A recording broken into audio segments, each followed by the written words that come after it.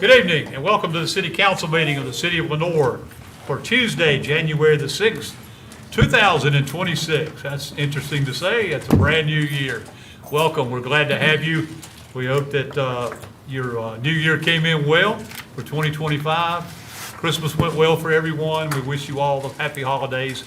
We're glad to be back and we're ready to start a new year as we move forward. So thank you for being with us tonight. As we always do, we start with a moment of silence in our pledge, and as we do that, I want to quickly say a few things.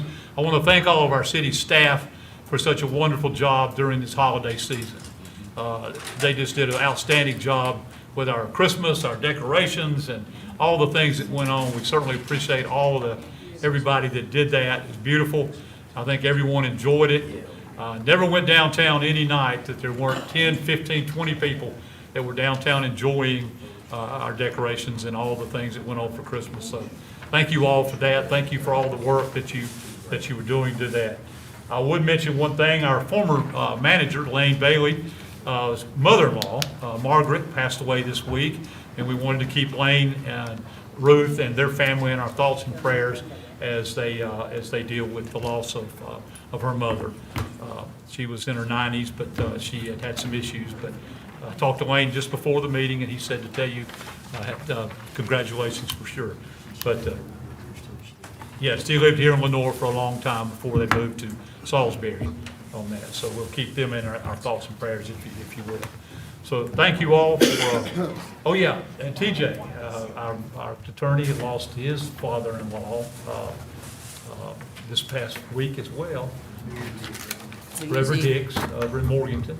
And we certainly will keep you and your family in our thoughts and prayers. I know there have been some issues, but you're very welcome. Thank you for what you do with us, for sure. You're very welcome. Very welcome.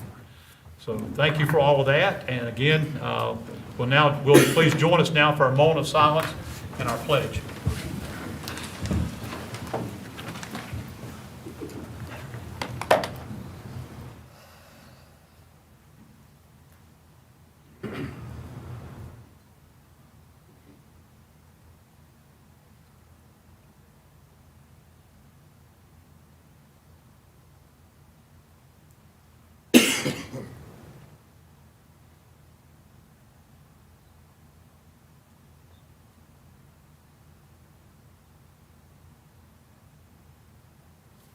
Thank you. Please salute the flag. I pledge allegiance to the flag of the United States of America, to the republic for which it stands, one nation, under God, indivisible, with liberty and justice for all. Thank you. We'll get started tonight with a very special recognition. I'm going to come down for one of those nights that, well, I don't look forward to at all, but it's a bittersweet night that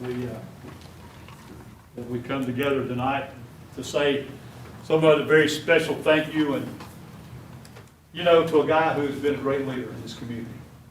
22 years, Todd Perdue has served on this city council as a public servant, a leader, an ambassador, a state leader, a community leader, a partner. He has served on nonprofit boards in this community. He's been a church leader, a deacon, just the past deacon chair at the church. He's a family man, of course, father, grandfather, and this whole community loves Todd Perdue. And we will miss you for what you have meant for all of us. We keep you and your family in our thoughts and prayers. Catherine, for sure, as you know, we love her.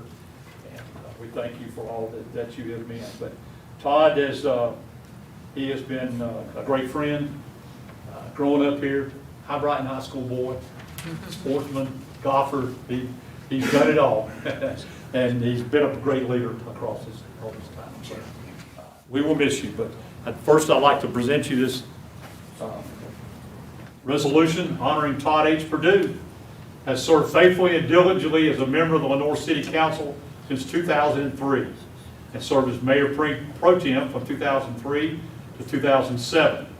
And whereas, as an elected official, and while working in the insurance industry, Todd Purdue has devoted his time, his energy, his talents to the city of Lenoir and provided experience, sound judgment, and ardent support for the city while serving on various local, regional, and state committees, to briefly name a few.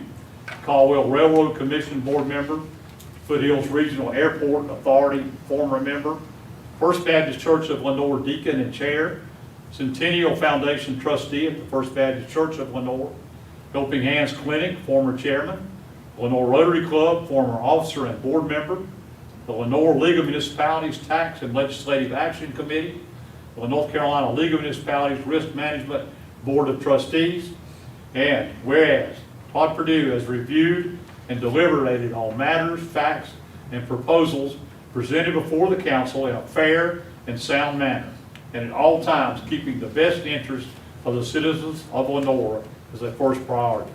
And whereas Todd Purdue has worked consistently to further Lenoir's economic, cultural, and aesthetic development, as evidenced by the many successful projects accomplished during his tenure on City Council, including helping create and contributing to the City of Lenoir Greenway, working with the City Council on establishing long-term strategies and goals to ensure the fiscal strength and stability of the city. And whereas Todd Purdue submitted his resignation from City Council on November 4th, 2025, now therefore be it resolved that the Lenoir City Council in a regular session assembled this the 6th day of January 2026 hereby expresses sincere appreciation to our friend and colleague who through his excellent leadership and dedicated service to this city has earned respect and proudly made lasting contributions for the betterment of the city of Lenoir.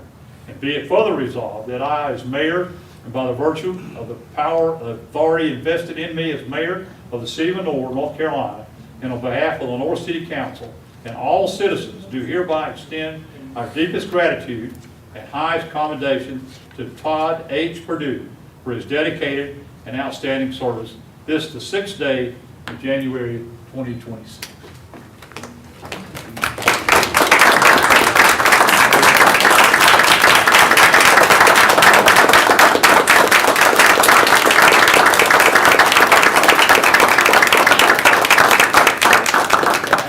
One more thing to give you, and then I'll let you have it. This is the highest honor that we can give for service. It's the key to our city, the citizens, that you served all of our citizens and gave them everything you had. And for that, we thank you.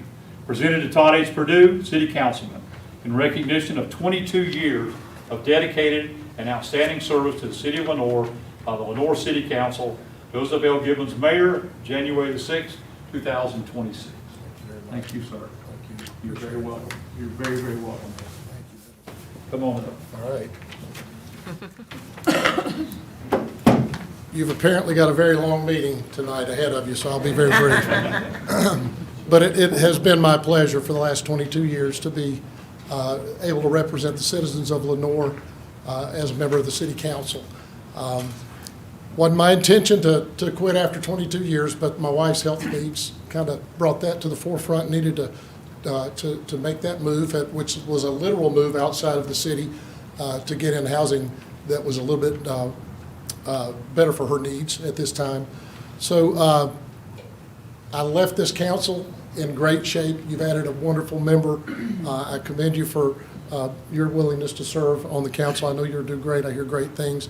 I'm glad David Stevens is able to continue the 2 years that I had left on my term. That brings excellent knowledge and wisdom to this council. The thing I'll remember most about my time on council is how we got along. We never let politics or personal agendas get in the way of doing what was right for the city. I will commend the manager. He's been an excellent manager. I laugh about when Shirley was making her talk here, and she said she worked for so many managers, and Lewis was her favorite. But I will admit, and no offense to Lane Bailey, and no offense to Lewis Price, but Scott, you've been a pleasure to work with. You guide this council well. They're very fortunate to have you. Apologize for my voice, but it has been my pleasure. I look back with great memories. I know there's great things ahead for the city. and I'll be watching from the sidelines. So thank you all.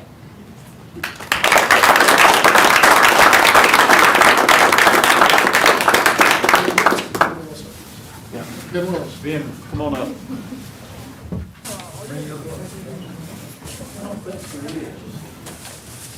Oh, you gotta have somebody hold your things. Bring those over here. Which one do you want to hold? You're usually not on the, I'm usually on the back row.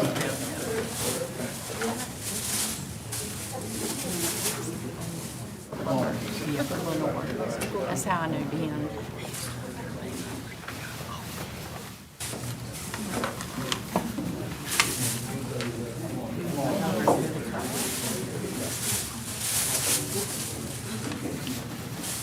All right, y'all look good. TJ and Scott, if y'all go this way a little bit. All right. 1, 2, 3, cheese. 1, 2, 3, cheese. Everybody put your hands down unless you're holding something. There we go. 1, 2, 3, cheese. 1, 2, 3, cheese. Thanks for everything, guys.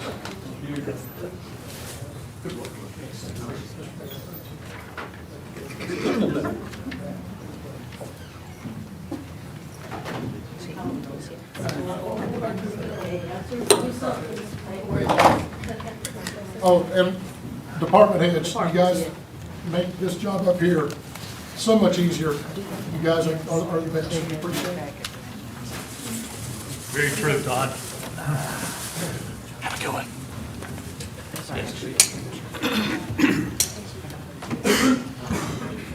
Thank you. As I say, that's always a tough thing. We hate to lose someone like Todd. He has been a great leader in our community. Still will be, but we've enjoyed having him here and all the things that he's done. All America City, I mean, we can name things that we have gone through over these 22 years. So thank y'all for that. All right, we will now move to our FY 2024-2025 audit report. We welcome our CPA, Cynthia Randolph, Cindy as we call you. We'll present our annual audit to the City Council, and a copy of the financial highlights ending in 2025, June 30, 2025 are included in our packets. Correct. Thank you. Welcome. Woo, we made it. With the government shutdown, these audits were due December 31st, but with the government shutdown, the local government commission came in because you guys had a single audit. They had not approved the final compliance, federal compliance supplements that we have to go by to test programs. So now they've extended the audit's not due till February 12th of 2026. Why they chose the 12th, I have no idea. But anyway, we're here. I would like to thank the council, Scott, Donna, the staff for all their assistance and for allowing us to do the audit again this year. It's always a pleasure to work with Scott and Donna and all the staff there. They do a great job with finances of the city. The audit has been submitted to the Local Government Commission, and it was approved today by the Local Government Commission. They're a little behind the times with the holidays. I did issue an unmodified opinion, which is the normal type of opinion you'd want in an audit of your financial statements. The city, like I said, did have a single audit in accordance with the uniform guidance because federal funding, you guys spent over $750,000 in federal funding and over $500,000 in state funding. So it was a federal and state single audit. I did audit as a major federal program the Clean Water Revolving Fund, the Coronavirus State Fiscal Recovery Funds, and the Home Investment Program, Partnership Program. And for that was for federal purposes. For state purposes, I audited as a major program the PAL bill program, which is the street money, and then the State Capital Infrastructure Fund, your SCIF money that you had received. I will say, as of June 30th, 25, we did not have any material weaknesses or significant deficiencies in compliance or in internal controls that needed to be noted in the audit. Okay, I'm just going to hit a few points. I know you guys are kind of busy. I think we've got a full schedule, so I'm going to hit just a couple things real quick.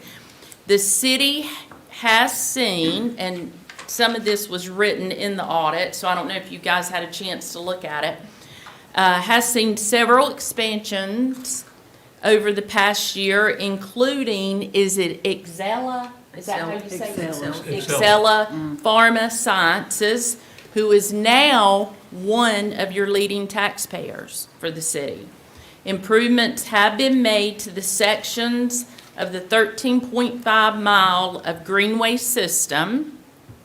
For the water and sewer operations, several large capital projects are in process, including the Finley Avenue Area Water Project and the construction of approximately 4 miles of 20-inch diameter water transmission main between the town of Valdez water system and the city's water system.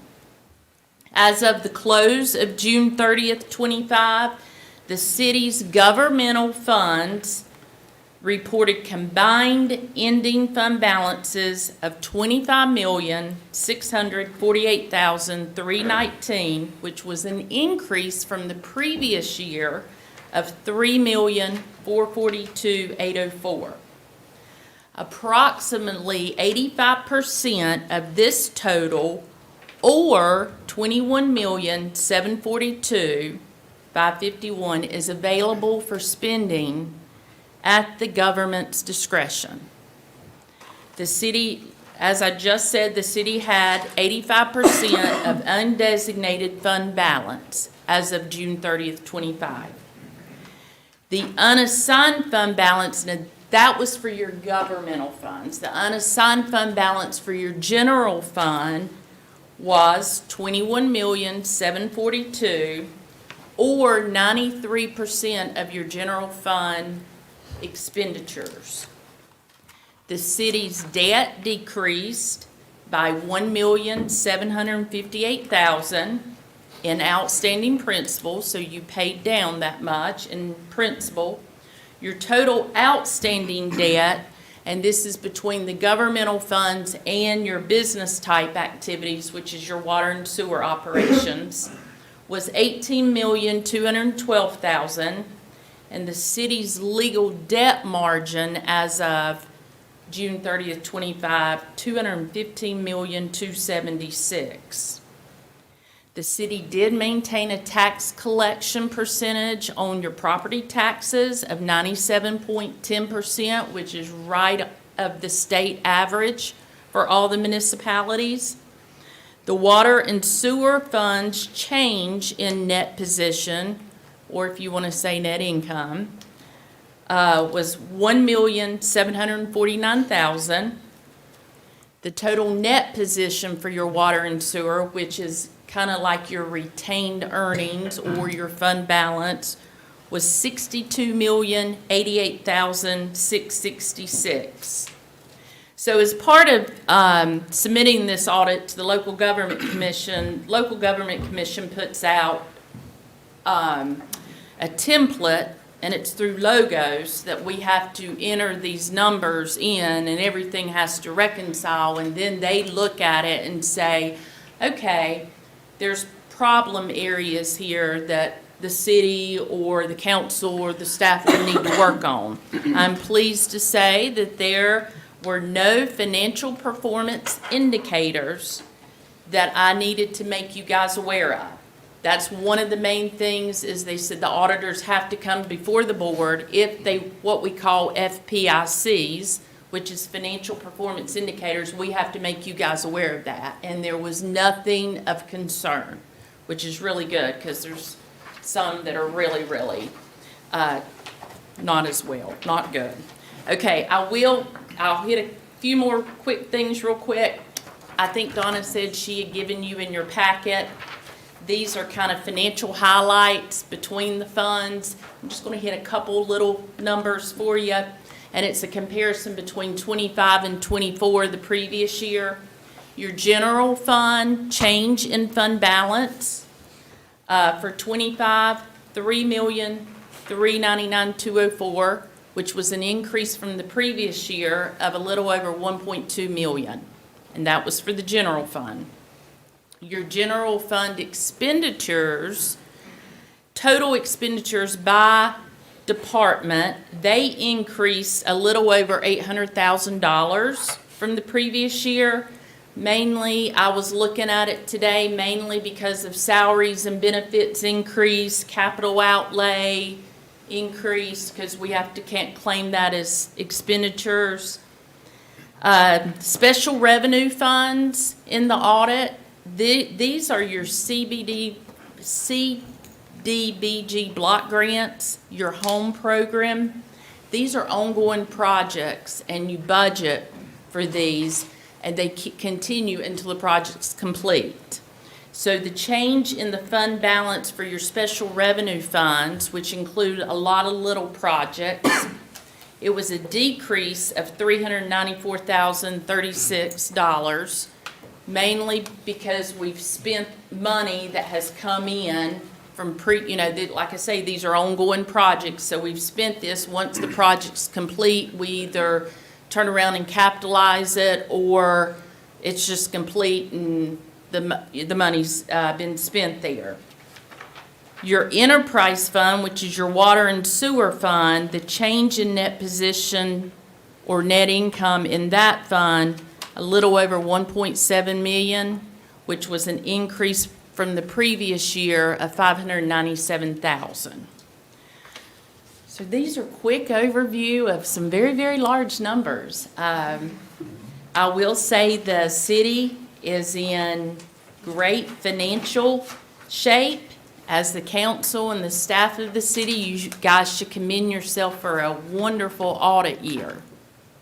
Are there any questions, comments? Any questions for Cindy or Donna, our finance director, either one, concerning any of our finances? And not only do we look at numbers, and we're required to also test internal controls and processes, and looking at how payroll's processed, and nothing was noted that was out of the ordinary. That was part of the significant deficiency material weaknesses. That's good to hear. Yes, Very good to hear. yes. Even though the numbers that are on the page are mostly due to the lady you're seeing sitting on the front row Exactly. there. She does a wonderful job. But all of our employees. That's right. Take this very seriously. They do. And, if they see a place that they can save the city money, they do it. And we are very fortunate, from top to bottom, to have great employees Right. in the city. And that's important these days, because it's hard to find people that have the knowledge and care about your organization like that. Okay, any other questions or comments? Thank you, Cindy, for that great report. Yes, Thank you for your work on it. Donna, thank you and all your staff and all of our staff. Without you guys, this wouldn't be possible. You make things happen. You look for every way in the world to make it better and improve it. And Service Beyond Measure is jumping all over the place right now. So we appreciate that so much, and we're glad that things are moving in the right direction. Still got a lot of things to do, of course. There's a lot of projects out there, Right. but we'll just we got to keep moving forward, and that's a good thing. To be Keep able growing. to feel like we can. So if nothing else, then I will turn it over to council for any action that they would like to take concerning the acceptance of the annual audit. I'd like to make a motion, Mr. Mayor, that we accept the annual audit for the year ended June 30, 2026. June 25, excuse me. 25, Let's go ahead and yeah. accept next year. You heard the motion from Councilmember Stevens to approve the annual audit as presented. Any other comments? If not, all in favor, please say aye. Aye. All opposed? Thank you. Thank you, Cindy. Thank you. Safe trip. Yes, thank you. I'll turn it over to Mr. Hildebrand. I would just like to echo her comments. I want to thank Donna Bean for her work. It's a lot of work, and I appreciate it, and also the department directors for the work you do, and our staff. as everybody said, without you folks, we wouldn't have this pleasing audit. So thank you. Again, thank you very much for that. Okay, we'll move on to our agenda to matters scheduled for public hearings this evening. Our first one is a code amendment. This is an unauthorized or improper use of public places / trespassing ordinance. This is the second reading. The second reading and public hearing of an ordinance amending Chapter 13, unauthorized or improper use of public places, and Chapter 18, trespassing and prohibited activity under bridges and pedestrian underpasses of the Lenore Code of Ordinances, clarifying its enforcement and penalties. This is of course, a matter scheduled for public hearing. So I'll open the public hearing up, and I will turn it first over to our police chief, Chief Andy Wilson, who's been working a great deal on this project for us, and his staff. Thank you, Mayor Gibbons, council. The ordinance amendments before you tonight are intended to update our code, our current code, to just provide clear, consistent guidance for the use of public spaces across the city. This language in this ordinance amendment reflects input from legal counsel. It reflects regional partners, including the Western Piedmont Council of Governments Homeless Response Team, and aligns with approaches used by other municipalities in our surrounding neighboring jurisdictions. Section 1315 expands what was previously limited to parks and recreation facilities only, and has expanded to city properties, bridges, streets, and other similar public areas. It adds clear definition for camping, encampments, temporary shelters, and the storage of personal property, so enforcement is fair and consistent across the board. This ordinance also prohibits unauthorized obstructions and open flames on city property. The provisions regulate conduct and are focused on public safety, access, and health and safety concerns. So enforcement piece of this, the enforcement emphasizes voluntary compliance. Arrest is not our go-to thing. It never has been with things like this, and it won't be. Officers are authorized city employees and will generally direct individual just to stop the prohibited activity, right? And 9 times out of 10, that works. If that activity is consistent, what we would do is issue a notice of banishment, meaning they can't be back on that particular piece of city property. And what we have seen from experience is that overwhelmingly gains compliance. However, as a last resort, when all those things fail, obviously our next approach there would be trespass, either by General Statute 14.4, which allows us to charge under an ordinance, and/or a second-degree trespass. The Section 18.2, that is the trespass under bridges, and so that code amendment strengthens the safety rules for bridges and pedestrian underpasses, which obviously present a heightened risk or heightened sense of risk due to traffic, visibility, fire hazards, and flooding. As we saw during our past hurricane, one of our primary concerns were there any encampments or people staying under those bridges that may have not known that this flood was coming.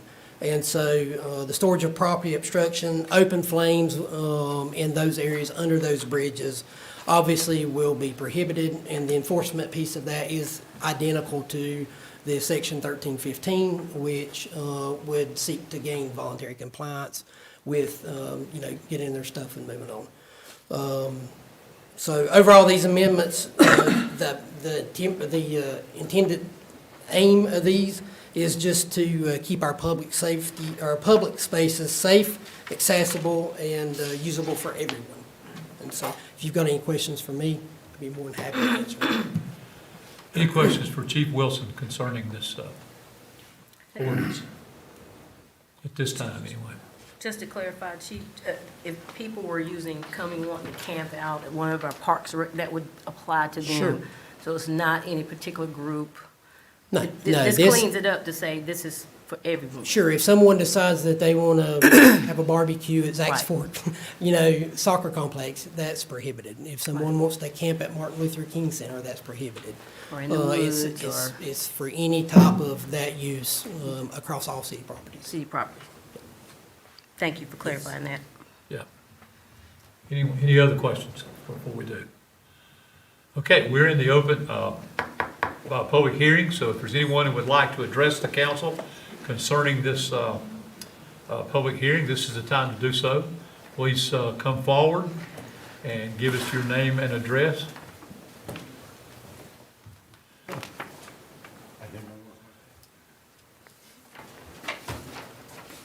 Yes, my name is Charles Senf. I'm at Happy Hollow Lane in Lenore.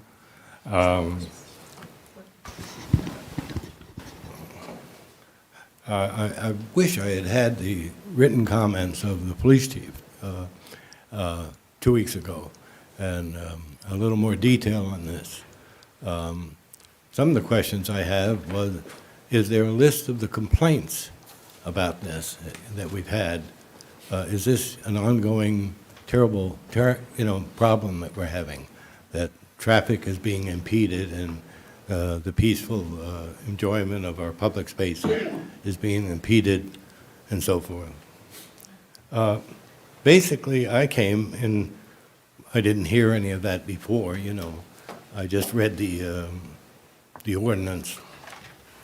And so I came in response to your apparent advocacy of criminalizing the rational act of seeking shelter from the elements in our public spaces. An ordinance, quote, for the benefit of all residents and visitors, to quote the first whereas in the ordinance proposed. It appears we've got the wrong end of the stick. The crime isn't being without a house and financial reserves in our economy.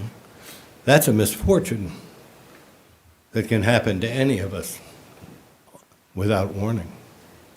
The crime is the failure of those we elected to deliver on the promises of our republic. The huddled masses we see scattered about the hottest country offer all the evidence of the crime we might need to convict.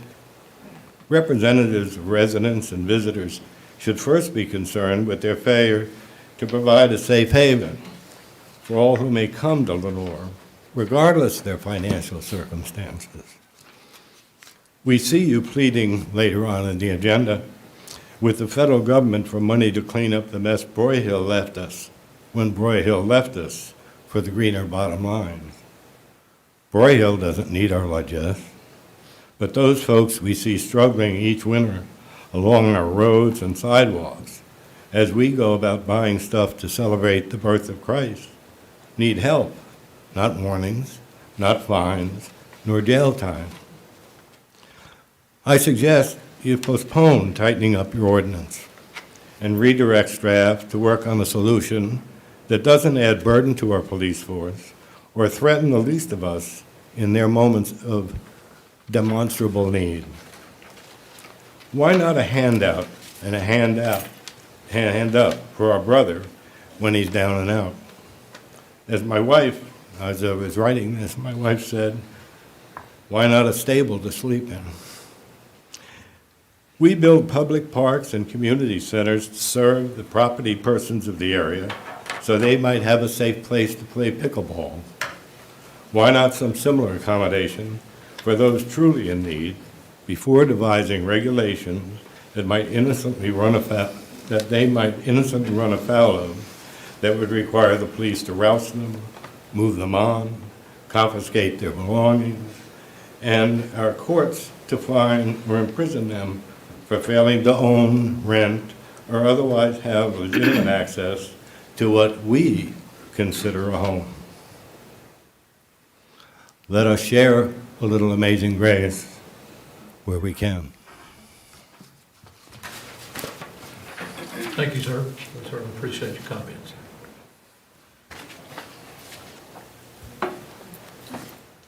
But I think she is next, Sharon. Okay.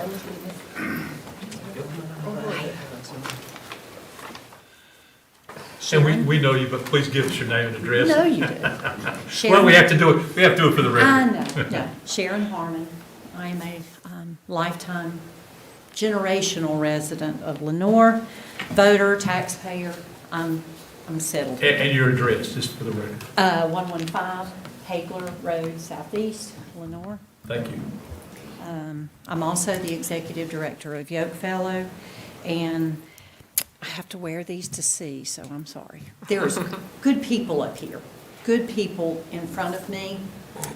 And as you know, actually, I want to go on record as saying there's two groups in this room that probably have more license to say anything about the homeless, and that would be Yoke Fellow and the police. And I commend our Lenore police. They are wonderful to work with. They're effective. They're also compassionate. They're responsive. They help me with some decision-making because Yoke Fellow serves the homeless every day, all day. And it was funny that you mentioned Lane Bailey's name because Lane was the manager who came to Yoke Fellow and welcomed the first Leos into the gym.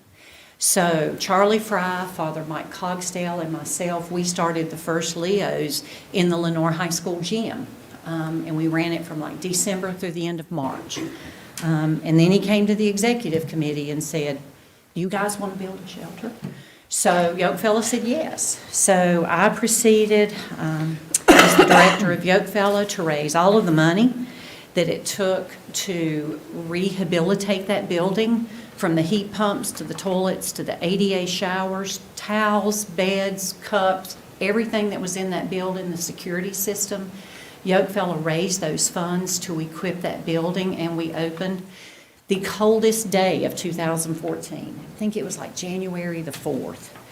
And we served there faithfully all of those years. It was a locally run, privately funded shelter. We ran Leos through the Yoke Fellow general operating budget, and we sheltered and provided shelter for up to 16 individuals 24/7. Most years, the budget never exceeding $80-some thousand, because the community was good to us in preparing meals and bringing food to Leos. There was a tremendous amount of community support. We served full-blown case management. In the later years, when we were having trouble getting some of our folks off the streets, we opened pure emergency shelter. Walk in, we did background checks, but that was pretty much it. Walk in, get on a cot, go to sleep. It was just complete, strip down, get on a bed and go to sleep, which is needed. But that is no more. This county, several years ago, had $4.4 million at the very onset of that fund, because Rick Oxford came and talked to me about that money during COVID. That money was made available to Caldwell, Catawba, Burke, Alexander, and specifically from HUD to serve the homeless. Those monies were turned over to Western Piedmont Council of Government, where a plan was developed. There is no money that has been set aside in that plan for forward-facing services to the homeless, and I know we have homeless outreach teams, but I have to tell you, I've been looking at the same faces for 15 years. There is no change in the homeless situation in Lenore. I have not seen any homeless outreach activity here in Lenore for months. And I received an email a couple weeks ago because we were actually, one of our homeless guys, his housing voucher came up. Well, guess what? They're very transient, and if you don't have a place to work with them and serve them consistently, so there's a housing voucher, but we can't find him now.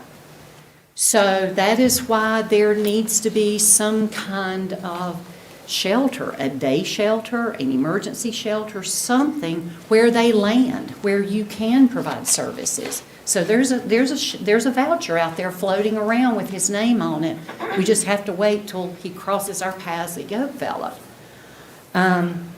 We don't see any change in the services, and it's getting worse. But I will tell you, the faces that I've seen, I see the same ones all the time. They're citizens just like me, because I've got their IDs. I have addresses. I have confidentiality forms. They have a Yoke Fella application with us. They're citizens, just like me. And I know it is a terribly aggravating situation. I would like to see a reporting of what the Western Piedmont Council of Government, I would like to see a physical, detailed report of what has been accomplished. I think it's 3 years in. From where we see it, we see nothing. We see nothing, and my guys, you know, the homeless outreach folks, they are very sweet, they are compassionate, but as my guys say, they're not doing anything. I saw them 6 months ago, and they promised me this. So even our homeless community, there's no relationship being built with them, so anything can take place. I have a congressional paper, because I read a lot. I read a lot. And there was a congressional paper issued several years ago admitting that chronic homelessness is the most divisive topic in every community in this entire country. The only solution is broad collaboration. Broad collaboration. And we don't have that. We do not have that. I hear that word thrown around a lot, but as the only agency that has effectively served the homeless since 2014, I don't know where the collaboration is. It is not there. You know, there are 60 people in this community, 60 citizens that need us. And I remember talking to Mayor Gibbons about this one night at Walgreens. I'm a longtime resident, and I love my city, I love my county, but I'm ashamed of us. There are 60 people that need us. 60. I don't know what their point in town, I don't know what their numbers come up with, but I know there are 60 people because I see them every day. I give them medicine, I give them socks, we provide everything for them at Yoke Fella. We feed them every afternoon at 3 o'clock. So this community has always been outstanding in its service to those in need. We brag about having the first residential domestic violence shelter. We have the most wonderful inpatient hospice unit that is the best there is, and we can brag about that. You know, this community built the soup kitchen, built Yoke Fella, built Koinonia. But there's 60 people that need us, and we are just trying to find ways to get rid of them. And that it's not working. It is not working. We're Lenore, and we can do better than this. So thank you for your service. I do appreciate Western Piedmont Council of Governments. I really appreciate law enforcement.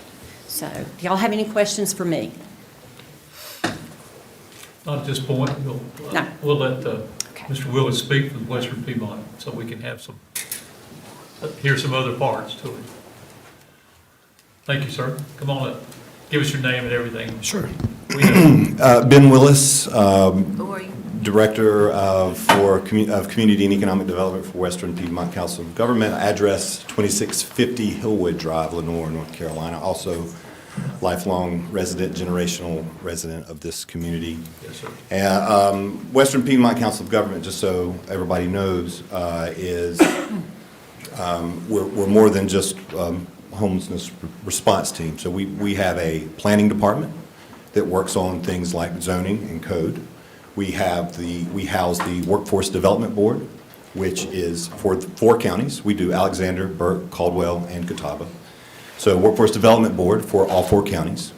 We also are a regional housing authority, which is so if you get your Section 8 vouchers, we have access to those. We are also coordinate that we're the area on aging, so your senior centers and all that stuff also run sort of through the Western Piedmont Council of Governments. We're sort of behind the scenes.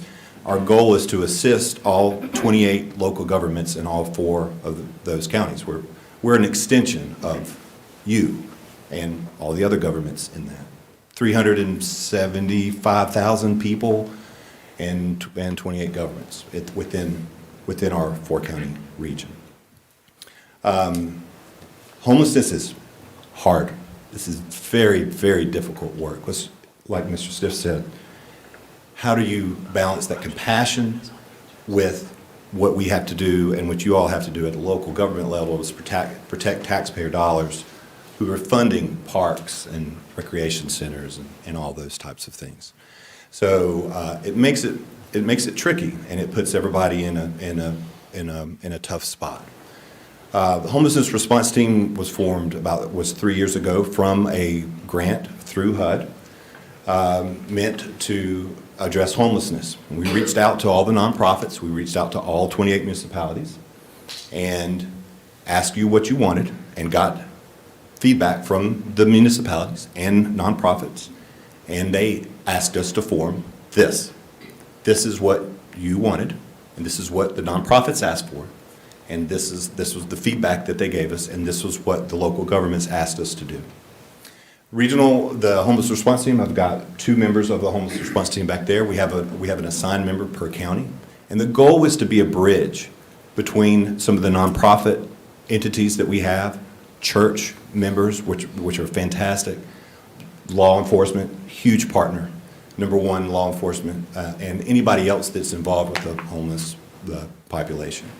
The goal also too is to look at a regional approach to be able to see how we deal with homeless at different levels, right? Ultimately, we're not making the decision, you all are. You guys are the ones that have to make the ordinances based on your community, and every community is a little bit different. It's got its own feel, it polices it different, it's amazing how different. We've done ride-alongs with the Lenoir Police Department, all the police departments in all 4 counties, and how each one of these communities deal with homelessness is very different. I will say that the city of Lenoir is top-notch, and I'm not just saying that because I'm biased and I'm from here. It really, truly is one of the best in the region about how they handle and work with empathy and compassion, but also within the realms of the law, to be able to protect the citizens in public space. We do work very close with Caldwell County and Lenoir. James Anders who's also in the audience, is our Caldwell County representative, who's here at least in Lenoir at least once a week. We have multiple calls. We're in the process of housing several people in Caldwell County and Lenoir, preventing them from going into homelessness. One was a resident. We're working very closely with law enforcement who has been an issue that has come up recently that we found a house for today. So there is a lot of work that goes in behind the scenes, and there's a lot of individuals that we are able to help. But it's not just us. The Yoke Fellows of the world are a very important part of this. South Caldwell Christian Ministries, the faith-based communities. It's a very complex system. And we're also dealing within a system where we're dealing with a mental health crisis. We're also dealing with a substance use disorder. And we're dealing with rural. So rural homelessness is very different from urban. It's so spread out.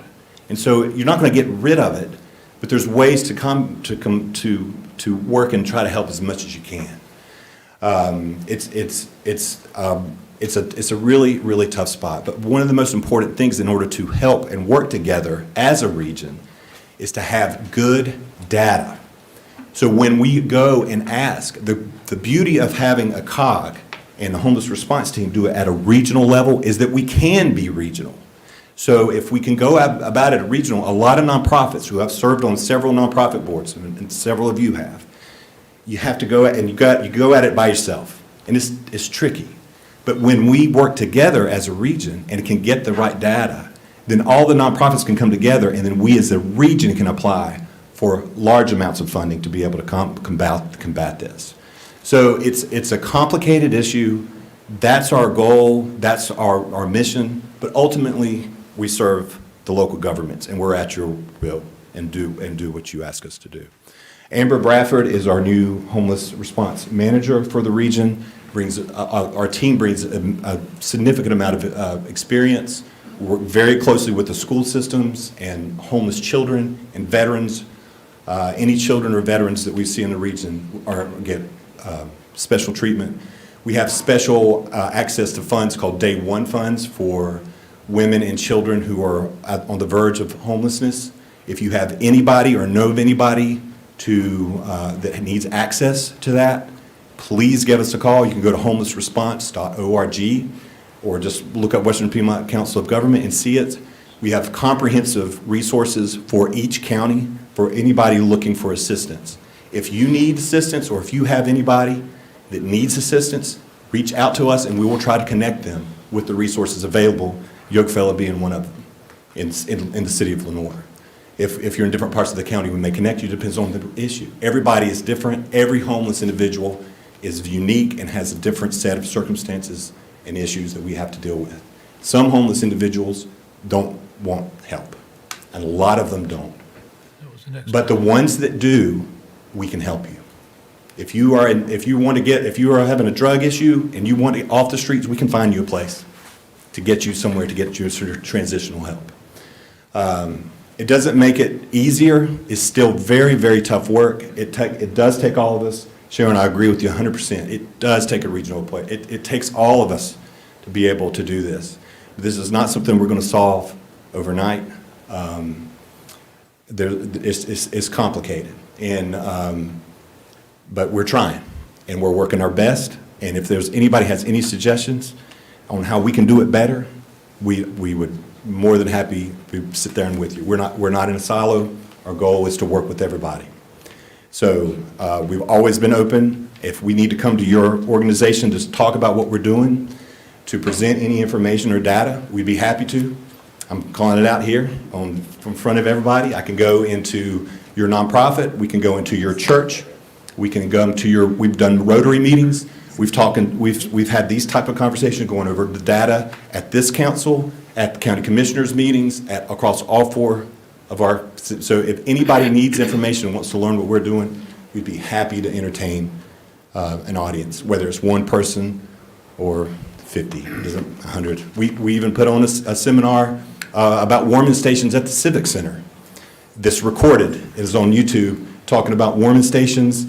We had all the fire departments, we had all the code enforcement to talk about everything that went down, especially with Pastor Wilfong, who did a wonderful, wonderful thing, but ran up against several obstacles and issues.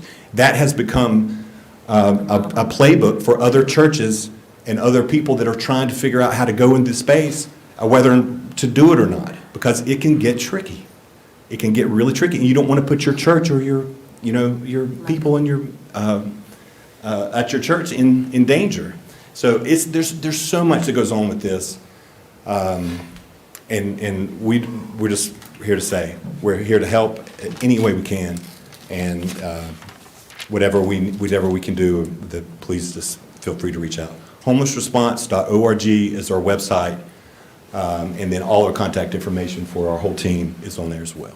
Thank you. So, are there any questions? Any questions of Ben or any of Western Piedmont? With this particular ordinance, our planning department was involved in going over this. This mirrors some of the local other larger cities in the region, so it matches with what that is with some of the other ones too. So that's kind of our involvement with this one. But again, ultimately, you guys, it's up to you for how we can. Please reach out if we can help in any further. Thank you. Thank you, Ben. Thank you for that. Anyone else that would like to address the council concerning this particular area? Yes, sir. Please, if you will, limit your comments for a while. We can't be here all night, so if you would make them quick as you can. Marco Leonardo Cimbimuni, 105 Winchester Drive.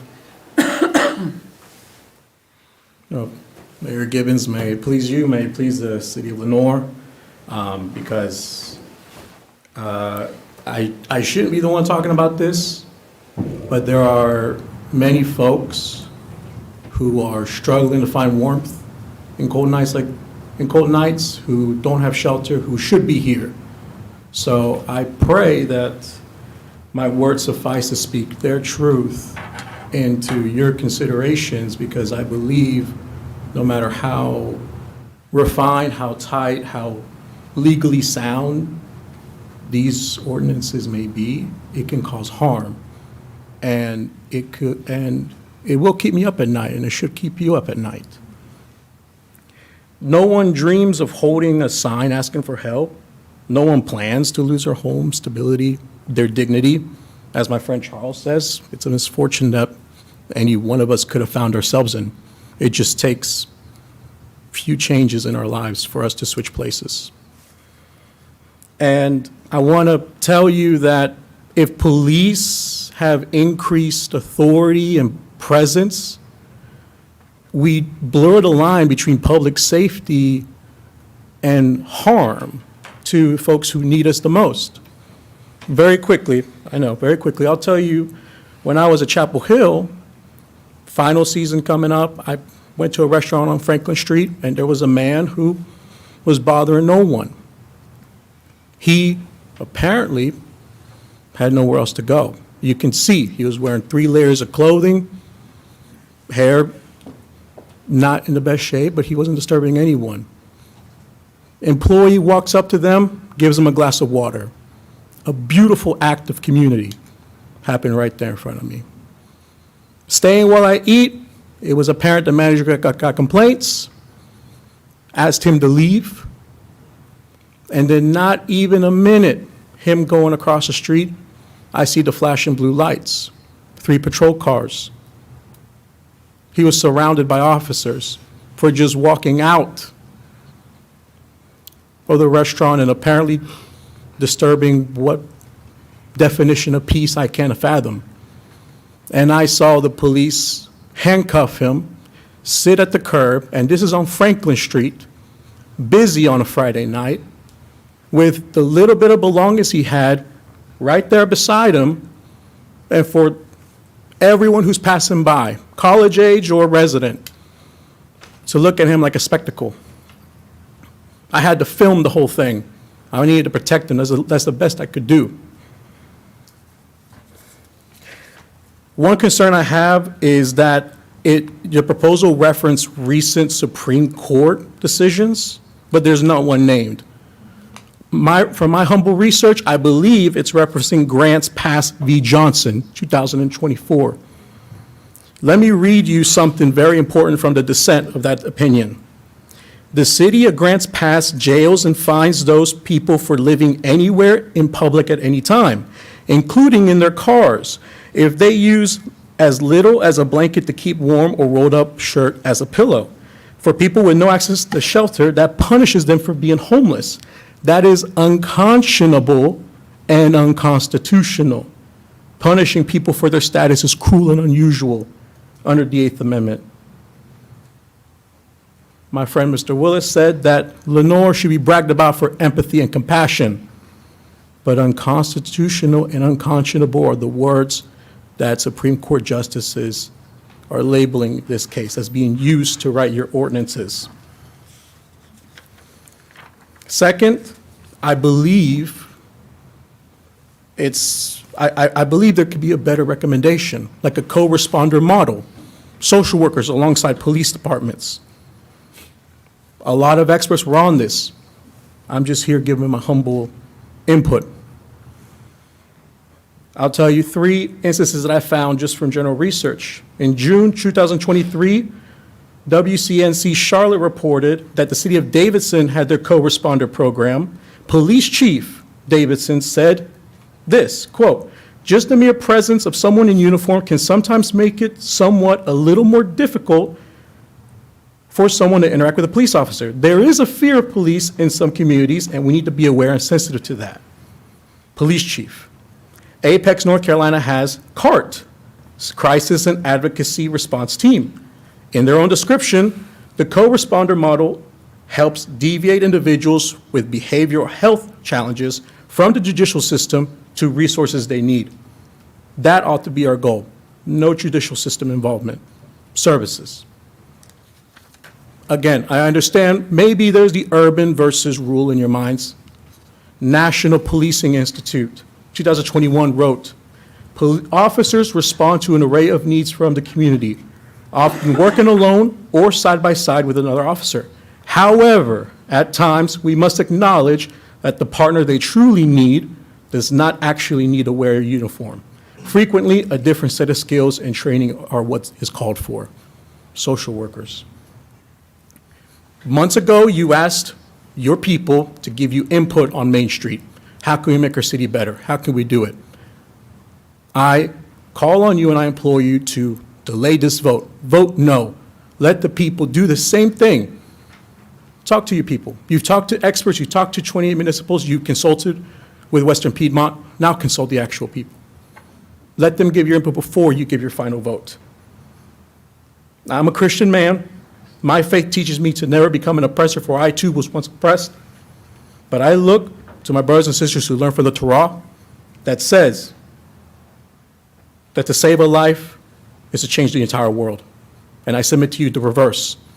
If, God forbid, increased policing with those in need leads to a tragedy and a loss of life, to take a life is to destroy a world.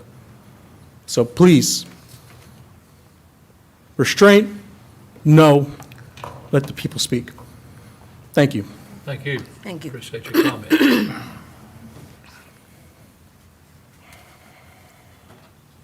Okay, we're still in the public hearing concerning this. So is there anyone else that would like to address the council at this time concerning this ordinance at all? Chief, anything else you need to add to? People have a record of people being arrested. Not necessarily, unless you have certain questions for me. Yeah, he's got a question. Yeah, absolutely. Thank you, Chief. I guess the question and comment, first questions. From the time I've been on the council, and it's almost, well, one will be 16 years, I don't know of a history from our homeless population that we've had massive arrest in that way. I don't think that's even been No. something that Lenore Small, anything that's happening in that way, it's going to be heightened. I mean, that's not something we're hiding in that way. Do we have a history of that population connected to the bigger population that we're having major arrest? I don't know of that. No, major arrests, no. Or I don't, again, if there's things happening, people are calling us. I'm getting calls when certain things are happening. I don't get calls through the night about someone homeless has been picked up and harassed, and that's just my experience. And and I can say that for the time I've been on the council, so I'm just clarifying, there is a systemic issue that we're all addressing, but just to be clear, when we're comparing ourselves to larger cities, we're not saying this is not happening, but I don't see that as a systemic piece that's been brought to my attention or perhaps the council's attention. Yeah, so as far as mass arrest, absolutely not. And the focus here is not arrest, right? That's a last resort. Right. That's not what this aims to be an enforcement mechanism. It's compliance. Compliance. No different than a lot of other issues that we deal with across either civil or criminal law within the city of Lenoir. No difference than the junk and debris that we enforce through civilly, through personal property, would be similar to home city property. Anybody else. And so this necessarily isn't giving us authority to do things we really can't already do. It's just clarifying it, not only for the Right. public, but for us to enforce. And so, Some guidelines I think for that. that's to be clarified. Right, You can do all these things today. absolutely. right. This just cleans it up and clarifies it so it's very clear Yeah. to everybody, the officers and the public, what the policies and regulations are. Sure, it, for our officers, it's telling us how we want it handled, and through compliance, through written notice of banishment if need be, and/or a last resort arrest. Nothing in this ordinance gives us more authority, more power, more presence than we already have. But it does detail better of what's expected and of the ordinance. And so, no, this doesn't give us anything more than we have today. And my initial question when you came up before was if someone was camping out at the rec, at one of our recreation centers, we would use the same Sure. process of removing them so it's not an attack on homeless or This has anyone else. absolutely nothing to do with whether or not you have a roof over your head or not. It just does not. And so, to comment on what Marco had said, I tell my officers, Yeah. look at our school kids. Not one of them wants to grow up and be homeless. Not one of them, right? And so we treat people evenly across the board. It does not matter if you have a roof over your head or not. And that's just our culture. That's what we do. Mr. Mayor, I've got a couple comments. Yes, sir. So in November, I spent a shift with, PD on a Friday night. And I was with PD for about 6 hours. And in that 6 hours, every call but one, we probably had 10 calls that I recognized coming through, and were reports of suspicious person. And the officer that I spent the most time with said that, the number of calls we now get for suspicious person is way up. And we've all seen the homeless population nationwide has grown. And there's a lot of factors for that. And as we approached each of those calls, the officer who's been trained specifically on dealing with the homeless population, his level of compassion, and his officers on his shift, their level of compassion for the human that they were dealing with was outstanding. And there was no need for a single arrest, because vagrancy, which is homelessness basically, is not a crime. In the state of North Carolina, that was repealed in the 1980s. That's right. And so vagrancy itself, homelessness, is not a crime. And an example that I would like to give you is that this particular ordinance is specifically speaking to our outside locations, like our Parks and Rec, that are city property. And that city property is paid for with tax dollars. And all of us sitting here are tasked with the responsible spending of tax dollars and to protect the property that the taxpayers pay for. And another example is we see the park as an open space because that's what it's intended to be. But it doesn't mean that it's open all day long. So at night, I cannot go to the city hall and just walk in and sit in the lobby, because that's city property that closes at the end of the business day. The same thing happens with our parks and our greenway and any public property, public space. There is a time where it closes, or there is no need for someone to be there. And as a Christian, I feel the tug between what Jesus taught us and what the law and the taxpayers expect from government. The nonprofits that work on this problem, they are fantastic at getting things done that government has so many restrictions and laws that it's extremely cumbersome that the nonprofits and the churches and the families out there that take in homeless people have always made this happen. Right now, it's a big issue because of the numbers and because of the coverage that we see in social media, regular media, and just our daily lives coming across people. And as much as my heart feels for those people, because I've had children at school that were homeless. I had 3 children at Collinsville that lived in a bus for over a year. But the government is not necessarily set up for some of these situations to be able to fix the problem. We can manage.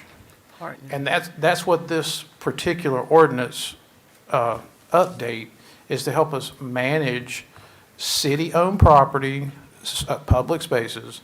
This does not cover private property.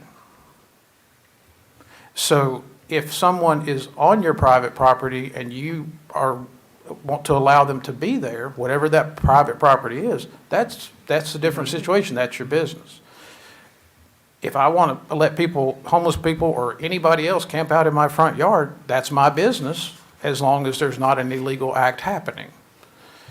And so this is about public spaces and public tax dollar protection.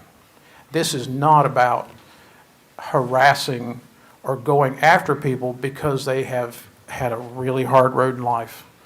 And I've seen it as a teacher, and my heart goes out to those situations. And there are times through my church or through my work over the years that I have tried to help that situation privately. Government's not really set up for that, especially small-town government. So I'd like to commend our police force for their compassion and how they handle that. I know Chris Bumgarner has done a lot of training on that. All of our upper echelon officers have tried to really make that a point, that we are dealing with human beings, regardless of all the details around them. We're dealing with human beings. And I really think that there's a little bit of disconnect with the understanding of this ordinance purpose. Its purpose is to protect taxpayer dollars and make sure that everybody has a safe experience in any of our public buildings, public spaces. Thank you. Thank you.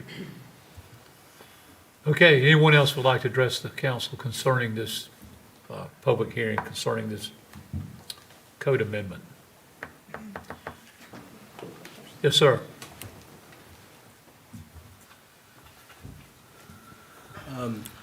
So originally I wasn't going to talk about this. My name is Emmanuel Lazo. Thank you. And your address, please. 1601 North Main Street. Thank you. You know, the mechanic shop. I've seen half of you all over there. So, sorry, I'm nervous. I wasn't planning on talking about this. But my question always becomes, whenever I'm hearing all of this, because I used to go out in the parks a lot and talk to people in the recreation center and see the homelessness. My question is, what do you do after you tell them to leave? When they don't have a home, what happens when you tell them to leave? Where else do they go? Are we informing them about the things that we have for them? Are we telling them what they can do? I've seen child homelessness. Not personally, but I've seen it when I went to the park and I would see the kids coming out of those ramps because I used to skate. That was what Mr. Willis has addressed. We give them that guidance when they're asked to go, and you have these opportunities that we can give you to do that. I guess Yokeville and other places that you can talk to about trying to get certain help. Yes, but I'm wondering if putting more burden on the police to really clarify all this and try to put as much as we can on the police, could we not give that work more towards social service workers who have those connections to be like, hey, we could take you to Yokefellow. We could take you to these nonprofit organizations that can help you with your homelessness problem. Better get that connection between those two groups. It's not that I don't want police officers to do their job. It's more that I want to make sure they're doing the job that we need them to do, protecting us from actual disturbances, not suspicious persons. A suspicious person is just a person you don't know. And I'm wondering if we could have the compassion to send out those social workers to get them connected to where they can go, you know? All right. That's all. Again, I didn't really have much planned for conversation. Thank you. So Well, good we news. appreciate it. It was short for you guys, because I know there's a long conversation Right. even more after this, so. Thank you. We Yeah. appreciate your comments very much. Appreciate you too. Okay, last call. Anybody else that would like to speak concerning that? Okay, I will close the public hearing and turn it over to council for any other discussion or motion whenever you're ready concerning this code amendment. Mr. Mayor, make a motion that we approve the ordinance amendment as presented. Have a motion from Councilmember Beal that we approve the code amendment as presented by the staff tonight concerning this. Any other discussion? All in favor, please say aye. Aye. All opposed? Thank you. Carries unanimously. Thank you very much for that. Thank you for your, Chief, for your work and all on that and everything that is being done. We appreciate that. All right, our second public hearing tonight is a U.S. EPA Notice of Intent to apply for a brownfield cleanup grant. This will be used for the environmental cleanup of the old Brawl Hill site that is located at 1429 College Avenue Southwest, parcel number ID number 2749445-311. I will open the public hearing and turn it over to Mr. Radford Thomas, who used to be with the city of Lenore and now is our brownfield expert. How about that? I don't know about that, but we've spent a lot of time and a lot of good money helping out Yes, our sir. community with these programs. And first, I want to clarify one thing. We are actually applying for 2 grants this year. One is to finish cleaning up the old Broyhill property that the city now owns. The other is another assessment grant that we can use to help our local businesses and individuals understand exactly what they may be dealing with in order to market their property, know what they have to do so we can get it back into usefulness in our community. So that's our intentions. We did speak to you on October the 7th, I believe it was, kind of gave you an idea of what our plan was for the Broyhill site, the options for cleanup. And this time was duly advertised in the newspaper as a period of public comment. Someone wanted to come and speak to that. The grant applications that we're making, and we also have the public comment period will be open up until a week before the due date for these grants, which is January the 26th. The assessment grant, I'm going to let Greg Eisenhower, our environmental consultant, speak to you about the current status of the grant applications for just a minute, and then we'll see if anyone has any comment. Thank you. Welcome, sir. Thank you. Mr. Mayor, members of council, for those of you I've met, it's good to see you again. For those I haven't met, my name is Greg Eisenhower. I am Vice President and Principal Geologist with Mid-Atlantic Associates in Charlotte, and I have been fortunate to be your environmental consultant over the last number of years through 2 assessment grants that we were able to acquire for the city. As Radford said, this year is a little different in that this is the first time we've had the opportunity to apply both for an additional assessment grant, which will keep our brownfields initiative moving forward with other properties that have been identified as we've gone through the first 2 grants, as well as a cleanup grant to address the remaining issues at the Broyhill site. And the goal of any of these programs is to try to put these properties back into economic reuse. And the Broyhill site is probably the closest site that we have to being able to do that, but there are some challenges, and hence the cleanup grant. The statutory requirements for this particular grant are a little bit different in that you do have to have a public hearing for it. In terms of the status, in this particular case, the government shutdown actually helped us because we were able to move forward and using last year's guidance to get a head start on our grant. So the assessment grant is essentially done. We're going to have one more round of review. The cleanup grant should be in draft form within the next week. And again, as Radford said, we're in good position. These grant applications seem to always come down to the wire for some reason. This year, fortunately, will not be the case. We're ahead of the game, and we see no difficulties with getting both of these grants applied. In total, the grants would mean an additional $1 million worth of brownfield-related funding for the city of Lenore. Sounds And great. I'm happy to address any questions or concerns you might have. Just interested that you were the only person I've ever heard the government shutdown helped. Well, it helped us because you get such a short window. You typically have about 60 days between the time they actually give you the guidance and the grant deadline, and it's just typically not possible to do it. So you really have to fudge, kind of hedge a bit, kind of guess at what they're looking for, and at least try to get something outlined to give you a little bit of grace there towards the end. Okay, Is there a Yes. timeframe of how long that would take?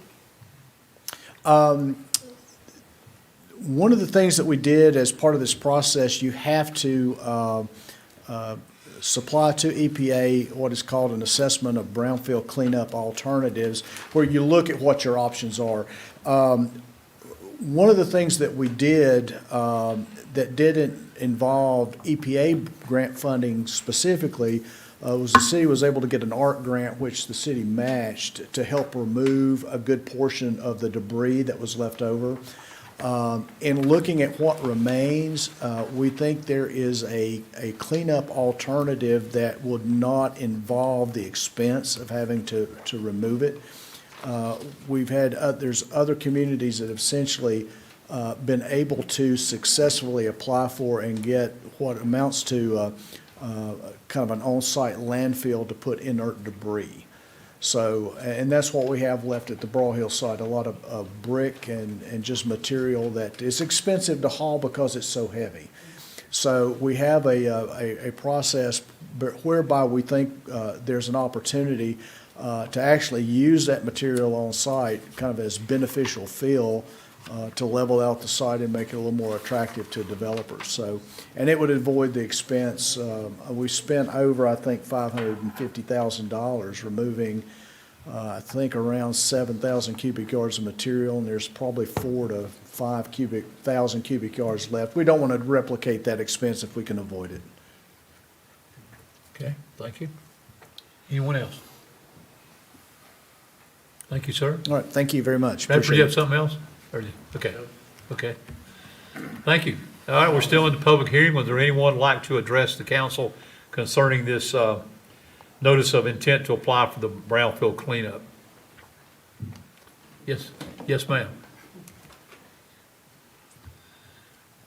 Martha Lazo, from 1601 North Main Street, my husband's shop. I don't like giving my address anyway, so anybody knows where I live. Yes. But I'm very happy with Brownsville. Not only helped me when I got my building here in Main Street, I also refer them to other people. They don't speak the language, but they have helped them too. So that's a help. I mean, they really help me and they help other people that I could send to them. So they've been very helpful for the community. So I wanted to address that, you know. Thank you. I wasn't coming for that, but hearing them, I know how they do help the people and help our community, because I'm one of them. We appreciate that. very Thank much. you. Thank you. Anyone else that would like to address? All right, I will close the public hearing then, turn it over to council for no action. I turn it over to council for no action. We'll just move on and apply, give them the, go ahead and apply for it. We appreciate that. All right, we'll move on then to our consent agenda items tonight, consisting of minutes of the city council meeting of Tuesday, December 2nd, 2025. Item B is a resolution. This is a approval of a resolution in honor and recognition of Councilmember Todd Perdue, dedicated and outstanding service to the city council, the city of Lenore, and its citizens have submitted. Item C is an acceptance of an offer to purchase real property and a notice of an offer to purchase real property. This is for 1340 Fairview Drive Southwest. Marcus Sims has submitted an offer to purchase 1340 Fairview Drive, owned by the city of Lenore, in the amount of $13,000 plus advertising costs. That's North Carolina PIN number 2748563-698 and tax ID number 06184-1-7 as submitted. Staff has it advertised in the news topic, an upset bid period as required by the North Carolina General Statutes number 160A-269.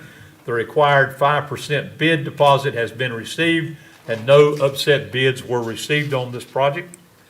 Project D is project bid award. This is for Lenore Greenway Phase 2 approval. Gateway. Getting tired. Gateway Phase 2 approval to award the contract for the Lenore Gateway Phase 2, the lowest responsible bidder, Right Light Signs Incorporated, for $414,772 as submitted. Right Light Signs Incorporated is also the contractor for the ongoing Lenore wayfinding project. Item E is the Finley Area Water Systems Improvement Project, proposal for the Bonell Lamons Engineering BLE to perform construction material testing services with anticipated cost of services of $27,585. The total project budget after bids included a line item budget of $80,000 for these services as submitted. Item F is a code amendments. This is for Chapter 4, Article 4, Buildings and Building Regulations, Non-Residential Buildings or Structure Standards, and Chapter 10, Minimum Housing Standards, first reading. First reading of the ordinances amending Chapters 4 and Chapter 10 of the Lenore Code of Ordinances related to non-residential buildings or structured standards and minimum housing standards, and authorizing a public hearing to be held on Tuesday, January the 20th, 2026, for the second reading of these ordinances. That is your consent agenda A through F. I will now turn it over to council for any question, action, motion, whenever you're ready. Mr. Mayor, I'd like to make a motion to approve the consent agenda items A through F as presented. We have a motion from Councilmember Thomas that we approve the consent agenda item A through F as presented. Any discussion, question? All in favor, please say aye. Aye. All opposed? Thank you very much. Next on our agenda is requests and petitions of any citizens. If there's anyone who would now like to address the council again, this is, first time, this is the time to do so. Please limit your comments to several minutes, if you will. We would certainly appreciate that. Charles Senf, Happy Hollow Lane, Lenore. I just wanted to take notice of the date. The day, to quote Franklin Roosevelt, that will live in infamy. We gather today on the anniversary of an assault on the Capitol of the United States. And I would suggest that we might the council might consider some sort of a resolution on this date going forward, acknowledging the fact that we came so close to losing our rights and our citizenship. I got off my track. I had some written remarks here, but we have commissions and all over that regularly proclaim their support for law enforcement on Veterans Day and Memorial Day and closing offices on Christmas and Easter. But there isn't even a murmur about the significance of this date in American history, much less a proclamation of principle. Shame on politicians who easily cater to the fears of their base instead of offering a brighter day, a better way toward fulfilling the best hopes of the better angels among us. What happened on that day was the culmination of a sore loser's blatant conspiracy to overturn an American election. The abomination was further compounded by issuing blanket presidential pardons to all those charged, as well as those who pled guilty or were convicted by a jury of their peers. The world can never forget what they did there. And to quote a president we can all appreciate and support, I actually probably paraphrase, it is rather for us the living, we here be rededicated to the task remaining before us, that this government of the people, by the people, and for the people, shall not perish from this earth. A resolution to that thought might be appropriate for this council to adopt going forward. Thank you. Thank you very much. We certainly appreciate your comments. Okay, is there anyone else that would like to address the council?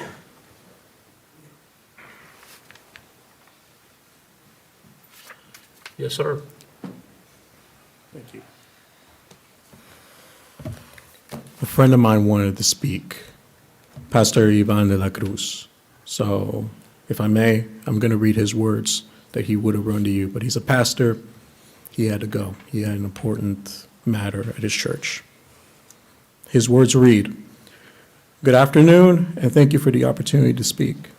My name is Pastor Ivan de la Cruz. I serve a church and families here in Lenore and the surrounding communities. I am here today not as a politician, but as a pastor, someone who walks daily with families who are deeply affected by current immigration enforcement practices. For us, immigration is not a policy debate. It is a human reality. I sit with parents who are afraid to drive their children to school. I pray with families who sleep with fear, wondering if today is the day they are separated. I counsel children who worry more about losing their parents than about their homework. Fear has become part of daily life for many in our community.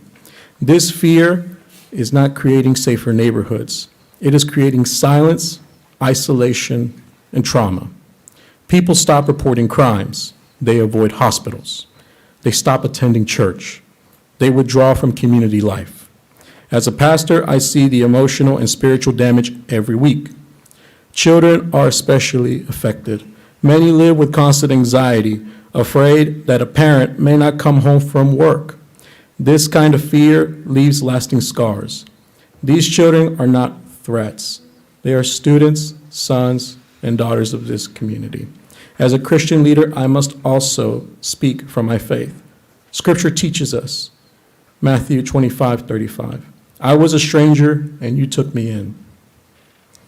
This does not mean ignoring the law. It means applying the law with wisdom, dignity, and compassion.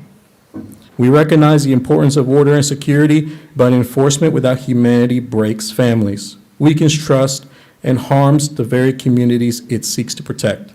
Immigrant families in Lenore are not outsiders. They work, they contribute, they support local businesses. They help build this community. When fear drives them into hiding, our entire community pays a price, socially, economically, and morally. Today, I'm not asking for chaos or open borders. I am asking for humane enforcement, family unity, and policies that consider the real human impact. Every generation is remembered not only for the laws it enforced, but for the compassion it showed. I stand here carrying the voices of many who are too afraid to stand here themselves. I ask their humanity be seen, their families protected, and their dignity respected. Thank you for listening. May wisdom and compassion guide us forward. The words of Pastor Ivan de la Cruz. Thank you, sir.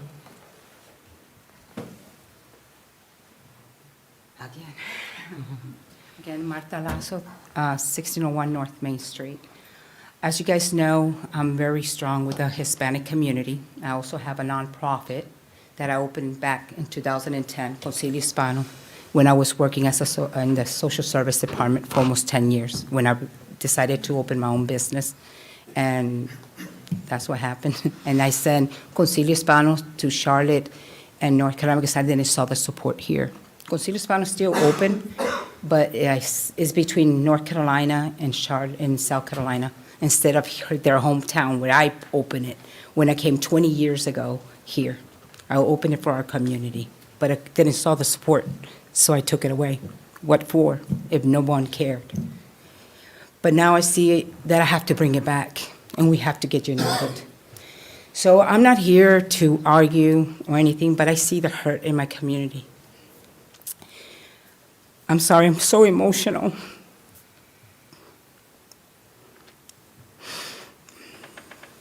I'm sorry. It's okay. It's okay. Take your time. They're coming to me crying, scared. They're afraid. They don't know what to do. Their pastor don't know what to do. I certainly don't know what to do neither. All I can do is help him what I can help him with. And I have to say, my community, stand up. even though they know that I had the Concilio, other nonprofit that knows me reach out to me and they have helped me. Churches have helped me. So they have came and brought me food because they don't even want to go to work. They're afraid to go to work. They're afraid to go to school. They're afraid to go to doctors. They're afraid to do anything. So they're hiding in homes. Days, weeks since that happened, they're coming out from homes. So I don't know what you guys, I know this is hard for you guys because it's not your decisions. Like I told my son and him, it's not their decision because this comes from the federal, you know? But we need to do something for our community because they're all hiding. They're afraid. So sometimes I go to my office and other communities comes and leave me food and leave me clothes and leave me even cash to help these other community. So I share it with other churches. I need to do something. I don't know what, but I need to put something together for our community, a safe haven for them. So I'm planning to bring Concilio, like I told Krista, I need to bring it back, find a way for them to have a place where they can go and feel safe. They don't even go to Yoga Fellow, they don't even get assisted. Me working at the social service, to be honest with you, they're the least of the people that come and get help, to be honest with you. They're hardworking people, very hardworking people. What they're hurt is because they went to the schools, they went to the churches, they went to the, and that hurts. What are they doing in Windmill? Windmill Elementary School, what are they gonna find there? Parents? Traumatized kids? Really? Going to the churches, pastors? Honestly? I'm okay, I'm 100% when you have to deport people. If, I'm the first one who put, I would report them, but not these people. These people are hiding. Kids don't want to go to school. They decided not to go to school, a lot of them. And I'm happy. Now I know them since they were young. They were kids. I know him since they were kids. And now look at what he's been. He's trying to become an attorney. I'm so proud that I have a couple of the young ones that are coming attorney, and they want to come back to our community. I brought my son back. He has a degree. My son has graphic design. They're trying to come back to our community. Why not embrace them, and make our community grow? We have to live together, Thank you for hearing me. Thank you, Martha. Thank you, Martha. Yes. Hello, everyone. My name is Hilda Granado from 1302 Harper Avenue. I am brand new in Lenore. I decided to bring my small business to Lenore from Charlotte, North Carolina. I live in Charlotte. But being here for 3 months, I get in love with Lenore, even though I drive every single day. I don't care. Lenore is a place who I can feel the welcome. And some of you, and I saw someone today, they've been eating on my place. I have a tortilla place. Very good. It's an organic tortilla that I brought through Lenore. And it was my husband's dream. My husband is native Mexican. I am from Honduras. I came when I was 11 years old, and it wasn't my decision to come to United States. My parents, as a missionaries, they saw a girl who had 11 siblings living in a one-room bedroom home. And I was a pretty good, a smart girl at school with the type score. But I did not have the chance to continue my education because my parents were so poor. And I am so grateful. And I get emotional because no other kids had the same opportunity as I had. And I flew, and it was my first time coming into an airplane to United States. And the love that I received on my Church of God, it was tremendous. Someone gave me clothing, shoes, a calculator, because I was going to attend a private school, and it was a Christian school. And then I feel the love. And I don't care about material stuff. I feel what the warmth that I feel, that I which I have on my country. And it wasn't my decision to come here. And today I'm here because my husband and I, we built 3 businesses. I've been in the real estate business for 17 years. I create a women group. We are 40 women investing in real estate for over 2 years. My husband and I, we had a remodeling company for 20 years. My husband is still waiting for a green card. And I'm here to speak for my community because I became American a long time ago. And I came to be part of America when America was welcome, the Hispanic community, where they didn't care about my color. But what happened during this time of the year, at the end of the holidays, seeing the enforcement law, which we call ICE, harassing the community, it was insane. And that was not the America I know when I came here when I was very young. And my son, my 3 kids, they are America. This is the only country they know. And my husband is still waiting for a green card after he's been here for 25 years. The only thing I want to request tonight is you guys have more compassion for my community. Because now the law enforcement is going for the color. And I get stopped by a highway patrol the other day. And I still have to go to court. You know why? Because I was driving on Highway 21. I don't know, because I'm not used to Lenore. And he saw me right there on the light. I was right by him.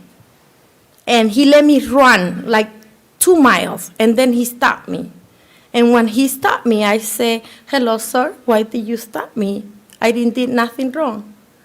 And he looked at me and he said, "Do you have a driving license?" And I looked back at him and I said, "Yes, I do have a driving license." And he said to me, "I stopped you because you were running 82 miles. And I said, "Excuse me, there is 3 different lights and I can't run 82 miles. But you know what I learned that day?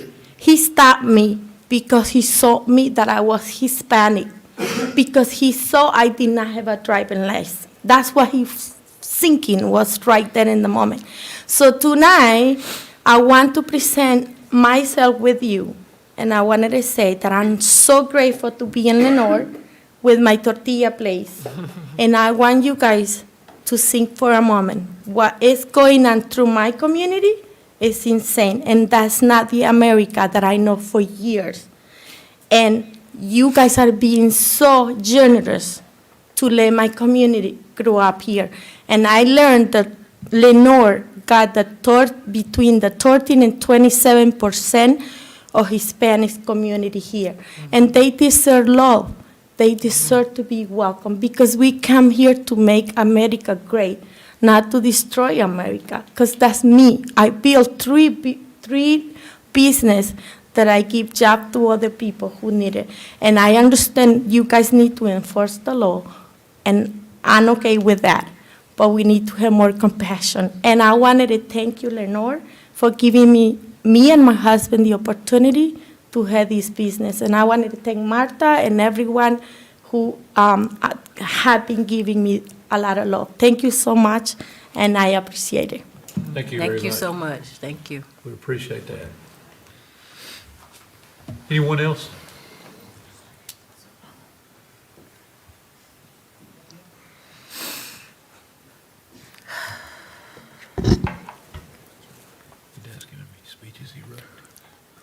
I was going to ask you how many speeches you had tonight. I know, right? Mayor Gibbons, Mayor Pro Tem Perkins, council members, and may it please the city of Lenore. I remember a day I was here, and I was gracious of y'all to let me speak briefly, and in that, I gave my sincere promise to leave study at Chapel Hill and come back to Lenore. Lenore is where I was born, that raised me, and I'm proud that it is my home. I'm so happy and blessed that my parents found this place. My parents are immigrants from Peru. They escaped when Shining Path was in their wrath. And my father, when I was in middle school, I don't remember the conversation, but he told me that the greatest thing about this nation is that you can walk up to the White House, you can shout your frustrations in open air, you can even curse the president, and not a single person can lay a hand on you. But I am very scared because if I say anything negative, it could be me or my family that could be kidnapped. Just anything that could be seen as negative. In Morganton, I was stopped at a checkpoint and the cops asked me, "You speak English?" How was that going to help if I actually didn't speak English? I just practiced my constitutional right to not say a word, and they still egged it on. I gave them my license, and when they called it up saying check of citizenship, seriously, I gave you my license, isn't that enough? All of this is because we're living in the end result of weaponized nativism. This is not new. But I want to be clear. I'm coming to you to be political, but I'm not going to be partisan. That's what's poisonous now, is that immigration is weaponized in partisanship. But it has to be political. It is our way of life. Our lives are political. So I want to give you some options that I hope you can accept and take. Like, you can pass resolutions and ordinances to limit cooperation with ICE. You can fund Know Your Rights workshops. Arm your people to protect themselves against federal law enforcement. Create advisory boards with undocumented immigrants on them. Give them a seat at the table. Warn the community if ICE is on their way. Support immigrant-owned businesses. Give them patronage. This is why all this is urgent, is because last year, the Supreme Court, I'm going to go brief on this, decided Vasquez-Perdomo v. No. Here's what the majority wrote.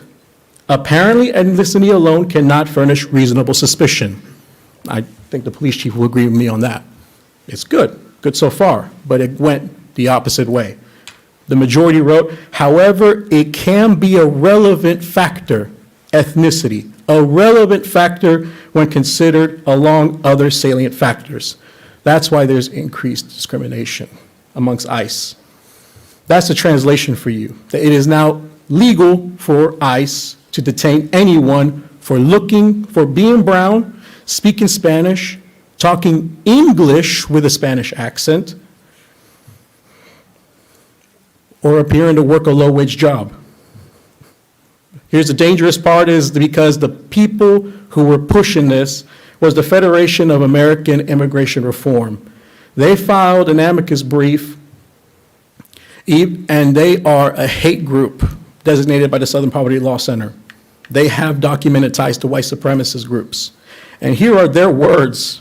By enjoining the government from relying on 4 factors that obviously are probative of reasonable suspicion, especially to those with the specialized knowledge officers possess, the district court flipped the reasonable suspicion standard. And they continued, even those with a cursory knowledge would reasonably suspect that persons meeting the district court's 4 factors, speaking Spanish, looking brown, appearing to work a low-wage job, are illegal aliens. That reasonable suspicion standard demands no more. So what's the translation?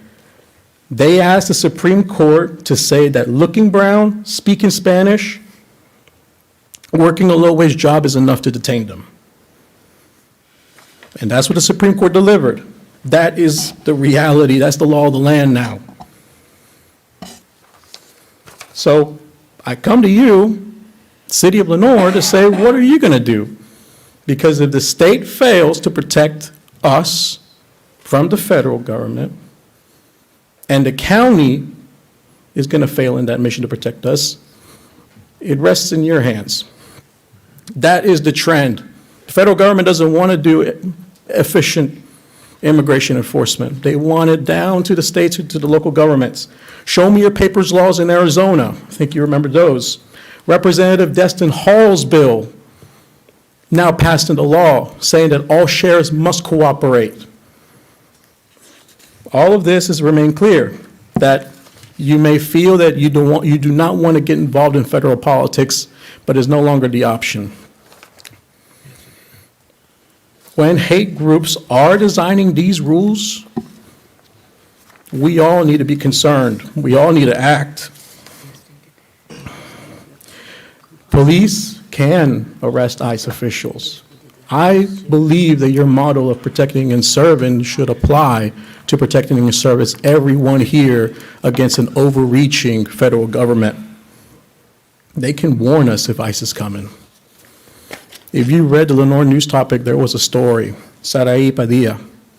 She was seeking asylum. She was doing things the right way.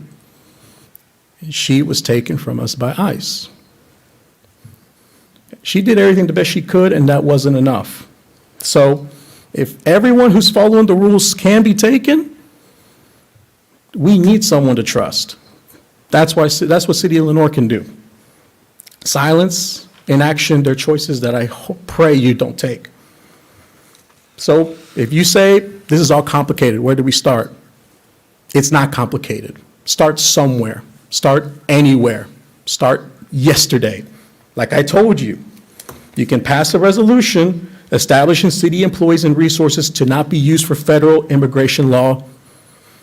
You can fund Know Your Rights workshops so that our people can be prepared. You can create a community advisory board that includes undocumented residents, give them a voice. Establish policies that requires any federal agencies that want to come here, better show us warrants. You better show us your justifications. Tell Lenore Police Department to warn the community. Give public support to immigrant-owned businesses. Your dollars, grants, scholarships, the list goes on and on.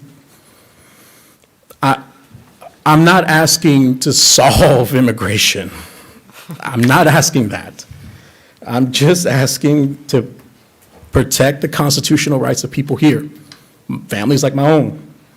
Declare without fear or hesitation that all persons in Lenore have the right to live here with protection. Everything you do right now, it's going to matter. So my final words to families like my own, immigrant families, mixed status families is what we're called. El terrorismo no existe en nuestra sangre. Quedamos aquí y no nos vamos a mover. Y tenemos derecho de este pueblo junto con los demás. To the city council, in the name of God, do your duty. Thank you. Thank you very much for your comments. Certainly appreciate that. Okay, thank you. Yes, sir. One more. Don't worry, I'm the shortest. Okay. You're welcome. Thank you. Well, shortest in speech, tallest in height.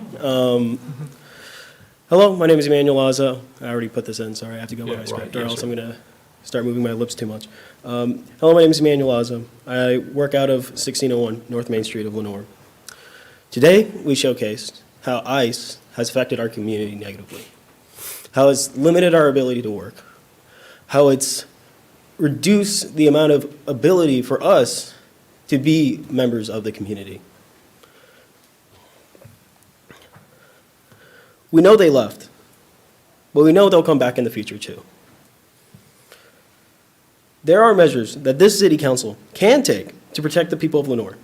And these aren't, these don't require funding, these don't require anything. This requires just cooperation. By declaring the city as a Fourth Amendment workplace, which will protect city property from unnecessary search without warrant, allowing the community to go to city properties like we were talking with rec centers and stuff like that, and at least give them some semblance of normalcy. and training these same city council workers in their rights and what they can do to protect the immigrant community.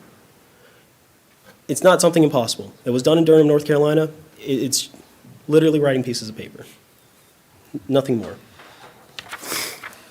Work with community organizers like Concilio Hispano when we bring it in to help us whenever they do come back again to better organize for giving people who are trapped in their homes basic necessities. Again, that doesn't require money from you, it just requires cooperation. And like he said, pushing Know Your Right campaigns through workshops, let that be from local nonprofit organizations, or if you guys want to yourself open those workshops for us, we would also appreciate that. And just represent all of us equally. Don't represent who is only who you think is a citizen, but also the ones that aren't, because they are community members just as much as the citizens that are here. We want you to create with us a Lenore that is safer and stronger. Thank you. Thank you. Thank you. I appreciate it.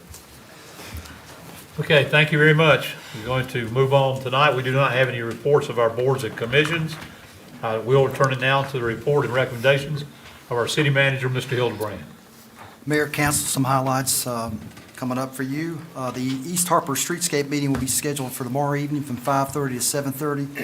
And that's going to be held at the old American Trading Pond at 532 Harper Avenue. So I encourage people to stop by for the drop in there to look at some of the plans that have gathered so far for that and give your input. Curbside Christmas tree recycling is underway, started today, and will go through Friday, January 30th. The Lenore Business Advisory Board will meet on Thursday, January 8th at 5 o'clock. It's a training session, third floor City Hall. The City County Service Committee will meet on Monday, January 12th at noon at J. Hoover Royal Civic Center. The Economic Development Advisory Committee will meet on Tuesday, January 13th, 8:15 a.m., and that's at the J. Hoover Royal Civic Center. The ABC Board will meet on Thursday, January 15th at 2 o'clock. The city's office will be closed on January 19th in observance of the Martin Luther King holiday. And I know some folks, there's some events going on with that. That'll be on our website. And due to time, I'll let Joshua note those on the website so people can go to the website to see what activities are taking place on that day. Also, the city will have their planning retreat on Friday, February 6th at 8:30 a.m. at Blue Ridge Energy Meeting Room. And lastly, I just want to go back and recognize Hannah Williams, who graduated from the UNC School of Government Civic Fellows Program, and just want to say thank you. Proud of you. Thank you. That's all I have. Okay, any questions of the city manager? Okay, we'll move on then. Any report from our city attorney tonight, Mr. Roy? Thank you very much. I do have a report from the mayor's office. We have a couple of appointments to be made. One is an appointment to the Greater Hickory Metropolitan Planning Organization Transportation Advisory Committee called TAC, which is part of the Western Piedmont Council of Governments.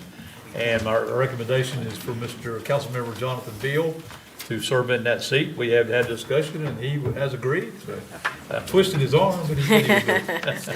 That's a good one. That's a tacky one, yeah.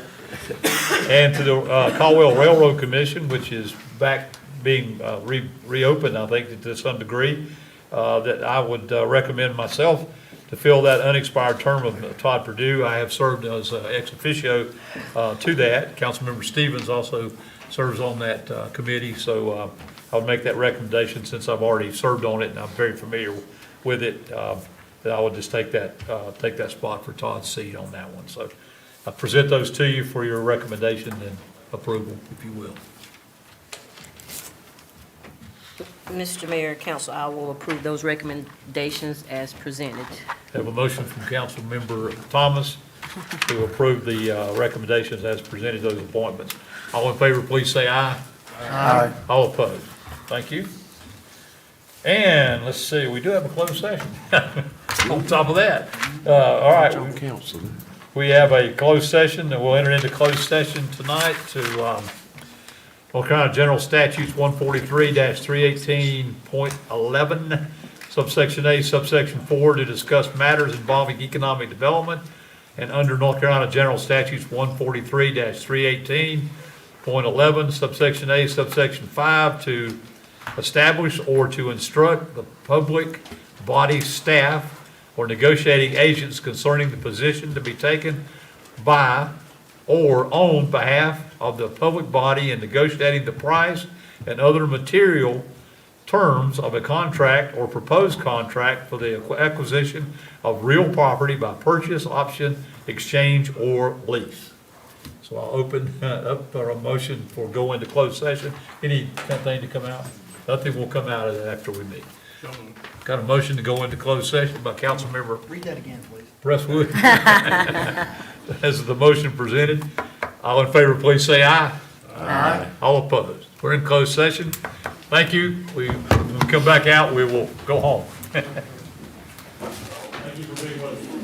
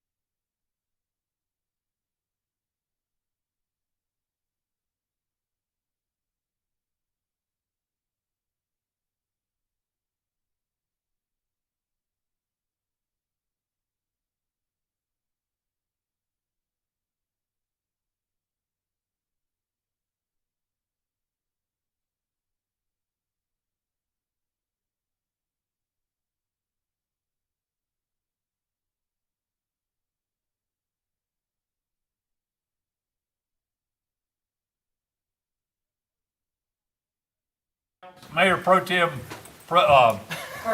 whatever your name is, Perkins. Mayor Pro Tem Perkins. All in favor, please say aye. Aye. All opposed. We're out of closed session. Anything else to come before us? Ask your question, Ralph. You want to ask your question now? What? One you were asking in there. Oh, no, I know enough now. Okay. All right, nothing to come before us. This meeting is adjourned. Hold on.